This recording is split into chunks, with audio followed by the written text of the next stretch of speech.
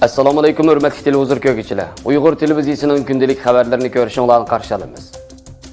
Xitoy 70 yillik to'yida Uyg'ur muqomini Xitoycha o'rinladi. Xitoyning xalqarodagi obrazi davomli tovanlagan. Turkiya Facebook'ga 1 million 600 ming lira jarimani qo'ydi. Turmush savatlardan ma'lumot. Tövəndə dehqonlar xabarlarimizning tafsiliy mazmunlarida bo'lsin. Uyg'ur 12 muqomi, Uyg'ur an'anaviy xalq naqsh musiqalari Uyg'ur xalqining uzoq tarix davrlaridan buyangi real ijtimoiy turmushining mahsuli va aql madaniyat javharidir. Uyg'ur xalqining qimmatli merosi bo'lgan Uyg'ur 12 muqomining bugungi kunda Xitoy hukumatining Uyg'urlarga yurgizayotgan madaniyat qirg'inchilik siyosatining nishoniga aylanganligi o'tirib qo'yilmoqda. Erkin Asiya radiosi xabarda yaqin kunlarda ijtimoiy taratqulat tarqalgan Xitoy hukumatining Xitoy Xalq Cumhuriyati qurilganligining 70 yilligini tabriklash murosimiga oid bir sahnasining sin ko'rinishida Jabiyat muqomining sahnada Uyg'ur artistlar tomonidan Xitoy tilida o'rindalgandagi hodisa Uyg'urlarning madaniyat san'atini qo'g'dab kelishining ta'xirsizligidan yana bir qatim signal bergan. Asrlardan buyon Uyg'urlarning madaniyat san'at meroslarining javhari bo'lgan 12 muqomni saqlab qolishida necha 10 avlod fidokor san'atkorlarning qon teri singan va ig'ir badallar to'langan edi. Bugungi kelganda muqom varislarini yetishtiradigan maktab va turlar to'xtatilganligi ma'lum. Nurg'un muqomchilar, muzikantlarni lagerlarga qamalgan. Uyg'ur muqom san'atkorlari qizil naqshlarni aytishga, siyosiy hasharlarga majbur bo'layotganligi oshkorlanmoqda. Sharq Turkistonda yo'l qo'yilayotgan Uyg'urlarning milliy kimligiga qaratilgan Xitoylashtirishning ularning kiyim-kechak, til, urf-odat, yemak-ichmak hatto ideologiya sohasi va estetik tuyg'usigacha bosib kirib, zo'rlik bilan elib berilayotganligi Uyg'urlarning millat sifatida mavjud bo'lib turishiga og'ir tahdid solmoqda. Jabiyat muqomining Xitoyning 70 yillik to'yiga hozirlangan san'at numeri sifatida Xitoychilashtirilib buzilgan nusxasi Uyg'urlarni bearam qilib qolmay, muqomga ishtiyoq bog'lagan, Uyg'urlarni biladigan va Uyg'ur diyori vaziyatini kuzatib kelayotgan g'arb mutaxassislardan belgilik inkas qo'zg'adi.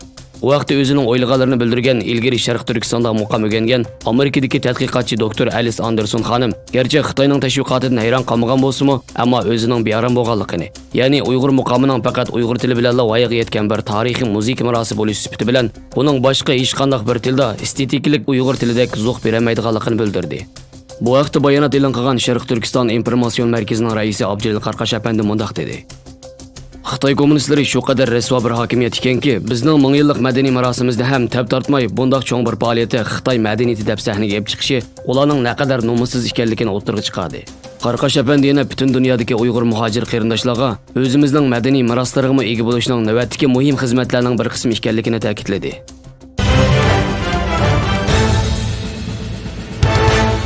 30 sentabr kuni Kaliforniyadagi Pew markazi har qaysi mamlakatlar haqidagi ra'y sinashning oxirgi natijasini e'lon qildi. Buningda 32 davlatdagi 35 mingdan ortiq kishi ra'y sinash qatnashgan bo'lib, 3 oy davom qilgan. Ra'y sinashda Xitoyning yumshoq kuch sifatidagi obraziga berilgan baho Shimoliy Amerika, G'arbiy Yevropa va Osiyoda o'tgan yillardagidan zo'r darajada to'vanlagan. Yana kelib Xitoyni izchil maqtab kelayotgan Afrikada, Keniya va Janubiy Afrika Xitoyni yomon ko'rishga yuzlangan. Yana kelib Xitoyni izchil maqtab kelayotgan Afrikada, Keniya va Janubiy Afrika Xitoyni yomon ko'rishga yuzlangan. Bo'libmi Indoneziya, Kanada, Shvetsiya qatorliq davlatlardagi ra'y sinashda Uyg'urlarning lagerlarga qamalishi, diniy e'tiqod erkinligini cheklashi, Hong Kongdagi demokratiya namoyishi, Xitoyning dengizdagi o'ktamligi deganlar sababidan bu davlatlardagi Xitoyga berilgan baho texmi to'vanlagan. Bo'libmi Amerikaning o'zida ra'y sinash qatnashganlarning 57% Xitoyni salbiy baholagan.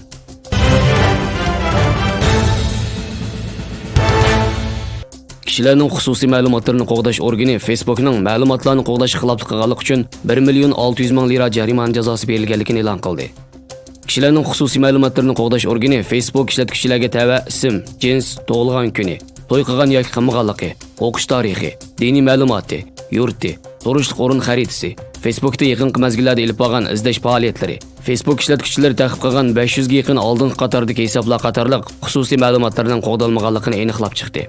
Facebookni turk tilida ishlatadigan 280.959 ishlatuvchining mazkur ma'lumotlarni qo'g'dashga xiloflik qilish qilmishining bevosita ta'siriga uchraganligini bildirgan organ, bu xil ma'lumotlarni qo'g'dashga xiloflik qilish qilmishining sodir bo'lmasligi uchun qonunda belgilangan idoriy va texnik tadbirlarning yo'l qo'yilmaganligi sababidan Facebookka 1 million 150 ming lira idoriy jarimani jazosi berdi.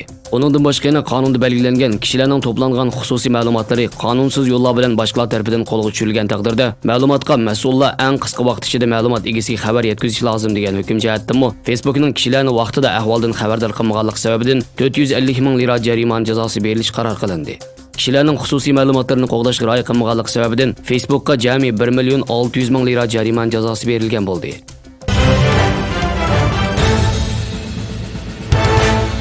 Turmuş savatlardan ma'lumot. Ko'z oson charchaydigan bo'lish. Doim qurib, kech bo'lgandala ko'rish iqtidori yaxshi bo'lmaslik. Kuchlik nurga nisbatan sezgir bo'lib ketish ahvoli ko'riladi. Ko'p narsa yeydigan bo'lib qolish. Go'rambez ajritib chiqaradigan sho'lgay ozlab, og'izi quriydigan bo'lib qolish. Yutish. Chaynash iqtidori ajizlab, yuz qismidagi muskullar bo'shishib, narsa yeganda osonlik qiqilib ketish. Narsa surati ostilab, narsa chaynaganda mag'zining ichki qismidagi go'shtni tishlab olish. Tamga bo'lgan sezgusi kuchliklashib ketish. Odam qiyirganda tam sezgusi ajizlab, purash hujayrasi chekinadi. Yemeklikni yeganda tamsiz bilinadi. Bo'libmi tatliq, tuzliq bo'lgan sezgusi ajizlaydi. Say qo'rganda osonlik tuzliq qilib qo'ydigan tatliq yemeklarni qabul qilish kuchi bir qadar yuqori bo'ladigan ahvollar ko'riladi. Qon besimi burunqidan o'rlash. Yosh cho'ngaygan sari arteriya qaytishga qarab yuzlanib, tariyib, elastiklik nacharlashadi. Qon besimi burunqidan o'rlaydi. Yoshning cho'ngayishiga agishib, böbrek iqtidori ajizlab, natriyni chiqarib etish iqtidoriga ta'sir etib, qon besim tuz sababidan texim o'rlaydi. Bu ipakarlab badan ig'irligi yeniklash. Odam qiyirgandan keyin umurtqa orliq taxsi yigilab, so'ngakning zichligi tövallaydi. Muskul eqib ketish sur'atining tezlashishini qo'shganda, hujayrədagi suv miqdori ozaydi. Bu egizdagi badan ig'irligi burunqidan tushadi. Kasal bo'lgandan keyin asli kelish sur'ati ostilash.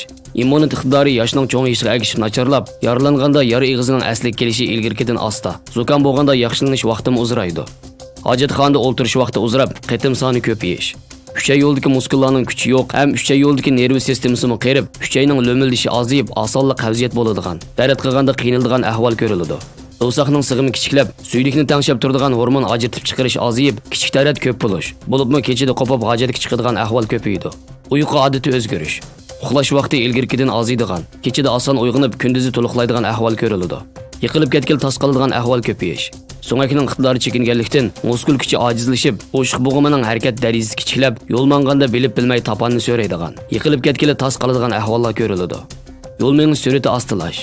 Yurak, o'pka iqtidori tövallab, muskul kuchi yegilab, tez harakati chekinib, qadam elish burunqidan kichiklaydi.